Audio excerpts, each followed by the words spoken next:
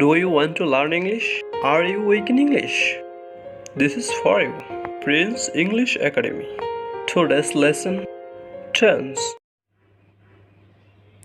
Tense ইংরেজি শব্দ যা ল্যাটিন শব্দ টাইম থেকে এসেছে, যার আবিধানিক অর্থ সময় বা কাল। পারিভাষিকভাবে ক্রিয়া বা কাজ সম্পন্ন হবার সময়কে টেন্স বা কাল বা সময় বলে। সময়ের কালক্রমে আমরা জীবনে 3 ধরনের সময়ের মধ্য দিয়ে অতিবাহিত করছি, যেটা টেন্স বা সময়ের 3টি সাধারণ প্রকার হিসাবে বিবেচিত হয়। 1. প্রেজেন্ট টেন্স বা বর্তমানকাল, যে সময়টা এখন অতিবাহিত করছি। 2. পাস্ট টেন্স বা অতীতকাল, যে সময়টা পিছনে অতিবাহিত করে এসেছি। 3. ফিউচার টেন্স বা ভবিষ্যৎকাল, যে সময়টা সামনে অতিবাহিত করব। প্রেজেন্ট টেন্সকে আবার 4 ভাগে ভাগ করা হয়েছে। 1. প্রেজেন্ট ইনডিফাইনিট টেন্স বা সাধারণ বর্তমানকাল। 2. প্রেজেন্ট কন্টিনিউয়াস টেন্স বা ঘটমান বর্তমানকাল। 3. প্রেজেন্ট পারফেক্ট টেন্স বা পুরা গঠিত বর্তমানকাল।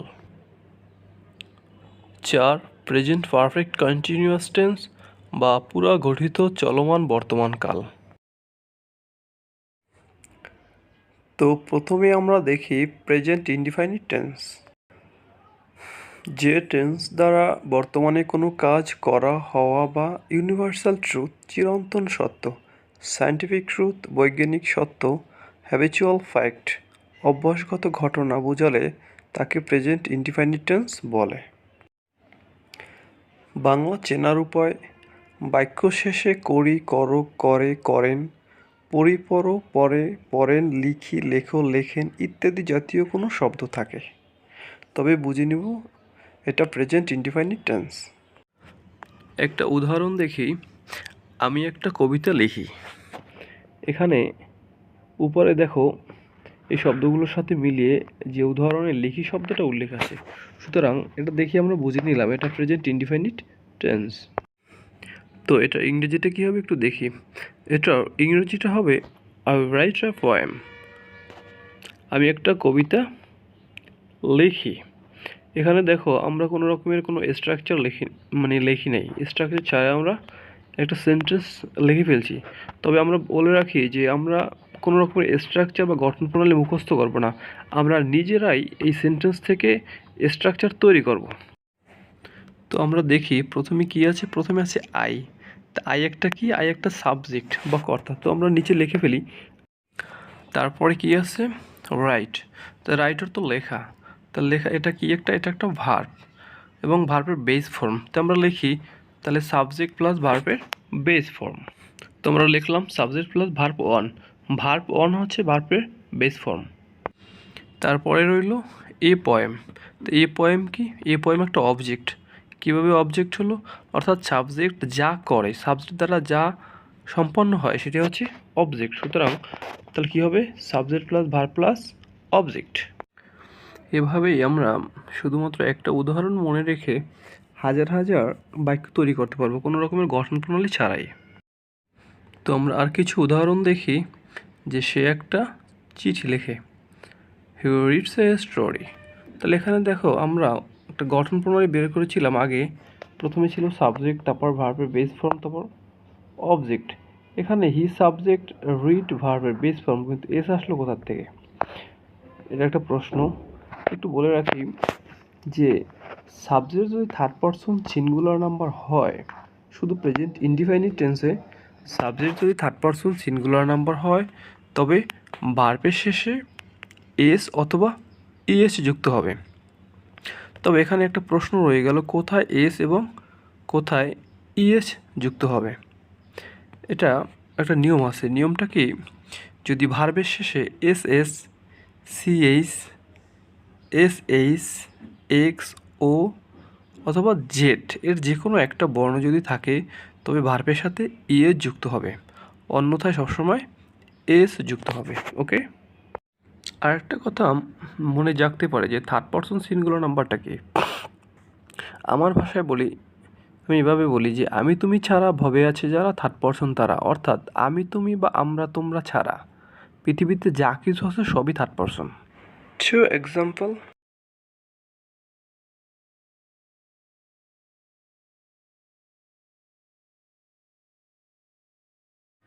এবার দেখি প্রেজেন্ট কন্টিনিউয়াস টেন্স। তো প্রেজেন্ট কন্টিনিউয়াস টেন্স কি? যে টেন্স দ্বারা বর্তমানকালে কোনো কাজ চলতেছে বোঝায় তাকে প্রেজেন্ট কন্টিনিউয়াস টেন্স বলে। বাংলা চেনার উপায়, বাংলা ক্রিয়ার শেষে তেছো, তেছি, তেছে, তেছেন ইত্যাদি থাকলে প্রেজেন্ট কন্টিনিউয়াস টেন্স হয়। একটা উদাহরণ দেখি, আমি একটা চিঠি লিখিতেছি। দেখো তেছি শব্দটা বাংলা ক্রিয়া শেষে আছে, অর্থাৎ কোনো কাজ চলতেছে। তেছি, লিখিতেছি, আমি লিখিতেছি, কিছুক্ষণ ধরে লিখিতেছি। তাহলে এরকম থাকলে আমরা বুঝে নিব এটা প্রেজেন্ট কন্টিনিউয়াস টেন্স। এটা ইংরেজিটা কি হবে? এটা ইংরেজি হবে আম রাইটিং আ লেটার। তাহলে এখানে দেখো আমরা আবারও কোনো রকমের স্ট্রাকচার বা গঠন প্রণালী না লেখেই আমরা উদাহরণটা লিখলাম। তাহলে দেখো আমরা এই উদাহরণটা থেকেই আমরা স্ট্রাকচার বা গঠন প্রণালী তৈরি করি বা বের করি। তাহলে প্রথমে দেখি আমরা, প্রথমে কি আছে? আই। তা আই কি? আই একটা সাবজেক্ট। সাবজেক্ট কি? সাবজেক্ট হচ্ছে গিয়ে কর্তা, যার দ্বারা ক্রিয়াটা সম্পন্ন হয়। এখানে চিঠি লেখে আই, আমি লিখি। তাহলে আই একটা সাবজেক্ট।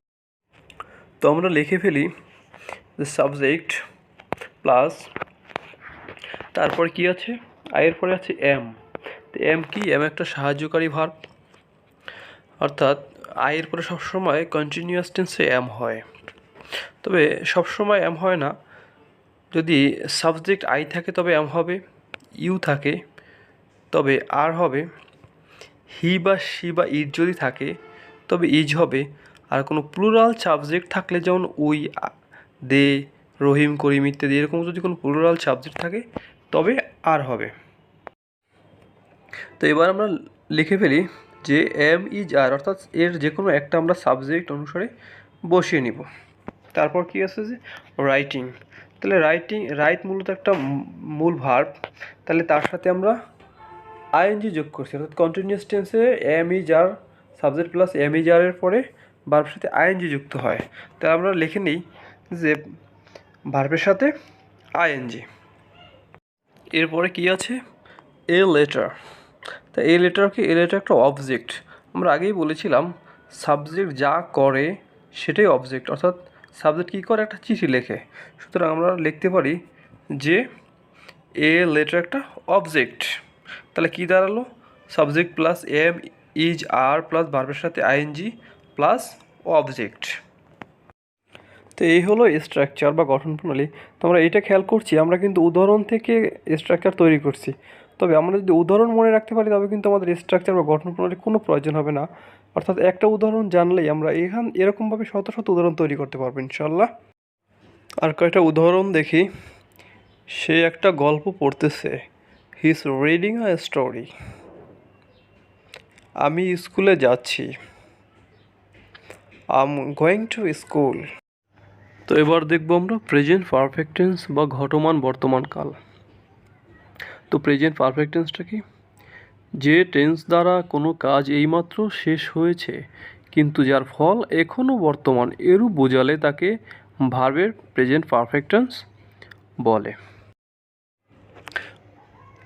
বাংলায় চেনার উপায়, বাংলা ভাষার শেষে আছো, আছি, আছে, এছেন, এছো, এছি, এছে বা এছেন এদের কোনো একটি যদি থাকে তবে আমরা বুঝে নেব এটা প্রেজেন্ট পারফেক্ট টেন্স। তো একটু ক্লিয়ার হওয়ার জন্য একটা উদাহরণ দেখি। এখানে খেয়াল করো, লেখা আছে সে স্কুলে গিয়েছে।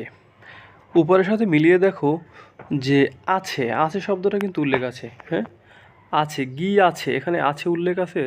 তাহলে অতএব আমরা এটা বুঝে নেব, এরকম আছে শব্দ বা আছে এরকম কোনো কিছু থাকলে আমরা বুঝে নেব এটা প্রেজেন্ট পারফেক্ট টেন্স। তো এটার ইংরেজিটা কী হবে?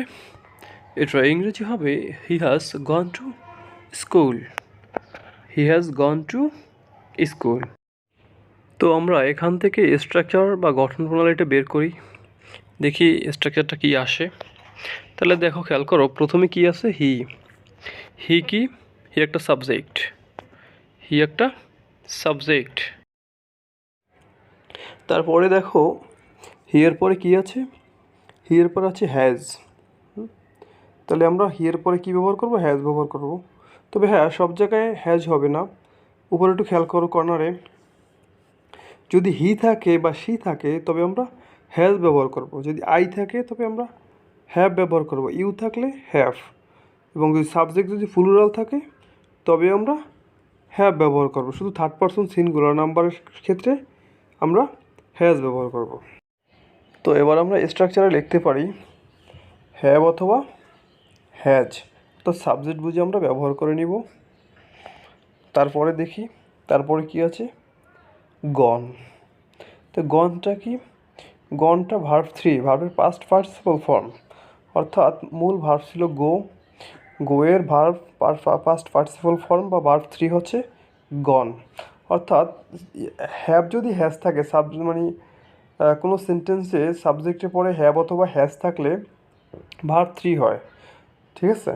তাই আমরা হ্যাভ বা হ্যাজ থাকলে আমরা অবশ্যই আমরা ভার্ব 3 ব্যবহার করব। যেই ভার্বটা থাকবে এই ভার্বের পাস্ট পার্টিসিপল ফর্ম ব্যবহার করব। এই জন্য তোমরা ভার্বের পাস্ট পার্টিসিপল 3টে ফর্ম আছে, প্রেজেন্ট, পাস্ট বা পারফেক্ট। এই ফর্মগুলো তোমরা বই থেকে মুখস্থ করে নিবে অবশ্যই। তো এবার আমরা হ্যাভ বা হ্যাজের পরে লিখতে পারি ভার্ব 3। ভার্ব 3। তো এবার গেল ভার্ব 3। এরপর কি আছে?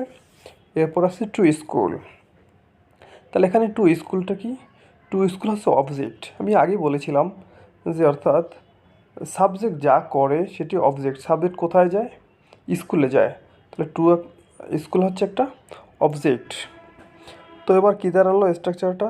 সাবজেক্ট প্লাস হ্যাভ অথবা হ্যাজ, এর যে কোনো একটা আমরা সাবজেক্ট বুঝে ব্যবহার করে নেব। তারপর ভার্ব 3, তারপরে অবজেক্ট। এরপরে যদি অন্য কিছু থেকে থাকে, যদি কিছু থাকতো তবে সেটাকে আমরা এক্সটেনশন বা অতিরিক্ত অংশ বলে থাকি। তো আরও একটু ক্লিয়ার হওয়ার জন্য কয়েকটা উদাহরণ দেখি, যে আমি কাজটি করিয়াছি। I have done the work. তুমি ভাত খেয়েছো। You have eaten rice. You have eaten rice. Rima এবং সীমা পরীক্ষা দিয়েছে। Rima and Sima have appeared at the examination. পরীক্ষা দেওয়ার অর্থে অ্যাপিয়ার্ড অ্যাট ব্যবহৃত হয়। তাহলে এই হলো পারফেক্ট টেন্স। এবার দেখি আমরা present perfect continuous tense. Present perfect continuous tense যে টেন্স দ্বারা কোনো কাজ পূর্বে কোনো একটা সময় ধরে শুরু হয়ে বর্তমানে চলতেছে বোঝায়, তাকে প্রেজেন্ট পারফেক্ট কন্টিনিউয়াস টেন্স বলে। বাংলায় চেনার উপায়।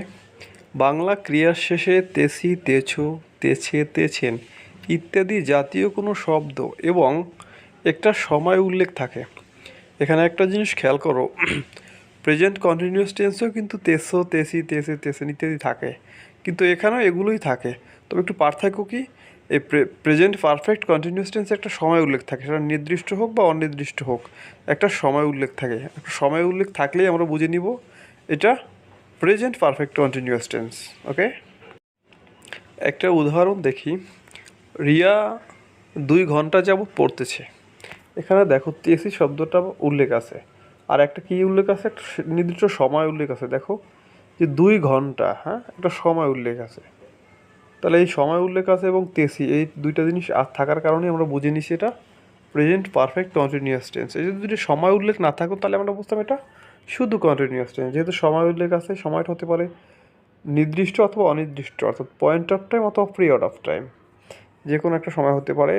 এরকম সময় উল্লেখ থাকলেই আমরা বুঝে নেব এটা প্রেজেন্ট পারফেক্ট কন্টিনিউয়াস টেন্স। ইংরেজিটা একটু দেখি। Riya has been reading for 2 hours। অর্থাৎ রিয়া 2 ঘন্টা যাবৎ পড়তেছে। এখানে দেখো ফর 2 hours একটা সময় উল্লেখ আছে। তাহলে এই সময়টা উল্লেখ আছে, তবে এখানে একটু জিনিস খেয়াল করো, এই জায়গায় ফর না থেকে অনেক সময় সিঞ্চও থাকতে পারতো। এখানে সিঞ্চ এবং ফরের একটা ব্যবহার আছে, এটা আমাদের জানতে হবে, না তো ভুল হয়ে যাবে। তাহলে ফর এবং সিন্সের ব্যবহারটা কীরকম করবো আমরা? তাহলে যদি আমরা দেখি নির্দিষ্ট কোনো সময় উল্লেখ থাকে, নির্দিষ্ট কোনো সময় যেমন সকাল, বিকাল, হ্যাঁ, রাত, এরকম যদি কোনো নির্দিষ্ট সময় উল্লেখ থাকে, হ্যাঁ, তবে আমরা সেখানে ফর সিন্স ব্যবহার করব, যেটাকে বলা হয় পয়েন্ট অফ টাইম, নির্দিষ্ট সময়, সিন্স। আর যদি কোনো অনির্দিষ্ট সময় উল্লেখ থাকে, যেমন 1 ঘন্টা, 2 ঘন্টা, 5 ঘন্টা, 5 বছর, 10 বছর, এখানে যে 1 ঘন্টা, এই যে 2 ঘন্টা আছে, কোন 2 ঘন্টা আমরা জানি না। আর যদি বলতাম সকালে, আমরা জানি সকাল, এটা সূর্য ওঠার পর থেকে, অর্থাৎ 11টা 59 মিনিট পর্যন্ত নির্দিষ্ট একটা সময়। আর যদি বলি 2 ঘন্টা, কোন 2 ঘন্টা, এটা আমি বলতে পারবো না। তাহলে নির্দিষ্ট সময়ের পূর্বে আমরা সিন্স ব্যবহার করব এবং অনির্দিষ্ট সময়ের পূর্বে আমরা ফর ব্যবহার করব, ঠিক আছে? এই যে 2 আওয়ার্স, এখানে একটা অনির্দিষ্ট সময়, যে কোনো 2 ঘন্টা হতে পারে, তাই এখানে আমরা ফর 2 আওয়ার্স ব্যবহার করছি। ওকে, এটা তোমরা অবশ্যই মাথায় রাখবা। এবারে আমরা উদাহরণ থেকে স্ট্রাকচার বা গঠন প্রণালী তৈরি করি। তাহলে প্রথমে খেয়াল করো, প্রথমে কী আছে? রিয়া। তো রিয়া কি? রিয়া একটা সাবজেক্ট, হ্যাঁ, আমরা আগেই বুঝেছি সাবজেক্ট কি। তো আমরা লিখে ফেলি রিয়া একটা সাবজেক্ট। তারপর রিয়ার পরে কী আছে? হ্যাজবিন। এখানে সবসময় হ্যাজবিন বসে না, একটু বলে রাখি, কখনো কখনো হ্যাভবিনও বসে, অর্থাৎ থার্ড পারসন সিঙ্গুলার নাম্বার থাকলে হি, সি, হ্যাঁ, বা যে কোনো সিঙ্গেল একজনের নাম, যে কোনো একটা বস্তুর নাম, ইট, এরকম কিছু থাকলে থার্ড পারসন সিঙ্গুলার নাম্বার, অর্থাৎ এরকম থাকলে আমরা হ্যাজ ব্যবহার করব, অন্যথায় আমরা হ্যাভ ব্যবহার করব, ঠিক আছে? তো আমরা লিখে ফেলি যে হ্যাজ বিন অথবা has been, have been, subject অনুযায়ী আমরা ব্যবহার করব। তারপরে কি আছে দেখি, তারপরে আছে রিডিং। রিডিং কি? রিডিং একটা ভার্ব। তো এখানে মূল ভার্ব হচ্ছে কি আর রিড, রিডের সাথে আইএনজি যুক্ত হয়েছে আমরা দেখতে পাচ্ছি। তাহলে কী হবে? আমরা লিখবো যে কোনো এরকমভাবে হ্যাভ বিন বা হ্যাজ বিন এর পরে ভার্বের সাথে আইএনজি, হ্যাঁ। তারপর কি আছে দেখি, তারপর আছে বুক। তাহলে এখানে বুক কি? এখানে বুক একটা অবজেক্ট, আমরা আগেই বলেছিলাম সাবজেক্ট যা করে সেটাই অবজেক্ট। সাবজেক্ট কী করে? বই পড়ে, সুতরাং বই পড়াটা একটা অবজেক্ট। সো আমরা লিখে ফেলি বুক একটা অবজেক্ট। তারপর কি আছে দেখি, তারপরে আছে ফর। এখানে আগেই বলেছিলাম যে ফর এবং সিন্সের ব্যবহারটা নির্দিষ্ট বা অনির্দিষ্ট সময় উল্লেখ থাকলে আমরা ফর অথবা সিন্স ব্যবহার করবো। এখানে 2 আওয়ার্স অর্থাৎ অনির্দিষ্ট সময়, পিরিয়ড অফ টাইম অর্থাৎ যে কোনো 2 ঘন্টা হতে পারে, সেই জন্য আমরা ফর ব্যবহার করছি। যদি নির্দিষ্ট থাকতে হবে সিন্স ব্যবহার করতাম। এই তারপরে দেখি, তারপর কী হচ্ছে, তারপর হচ্ছে আওয়ার্স, টাইম। এখানে তারপরে আমরা কী লিখবো? টাইম। এর তারপর একটা সময় উল্লেখ থাকে, সে সময়টা হতে পারে কোনো বছর, দিন, ঘন্টা, মাস, অথবা যে কোনো একটা ক্ষণ, হ্যাঁ। এই হচ্ছে প্রেজেন্ট পারফেক্ট কন্টিনিউয়াস টেন্স। তা আমরা আশা করি বুঝতে পেরেছি। তবে হ্যাঁ, তবে এখানে একটু বলে দেই যে যদি আমার চ্যানেলটা বা এই ভিডিওটা ভালো লেগে থাকে, অবশ্যই একটা লাইক দেওয়া এবং চ্যানেলটাকে সাবস্ক্রাইব করে পাশে থাকা বেল আইকনটাকে অন করে দিবা, যাতে সবার আগে আমার ভিডিওগুলো বা আমার ক্লাসগুলো পেতে পারো। এবং তোমাদের কোথাও বুঝতে সমস্যা হলে বা কোনো রকমের প্রশ্ন থাকলে অবশ্যই কমেন্টে জানিয়ে দেবো, আমি প্রশ্নের উত্তর দেবো। ওকে, তো ভালো থাকবা, সুস্থ থাকবা, আবার দেখা হবে পরবর্তী ক্লাসে। আল্লাহ হাফেজ।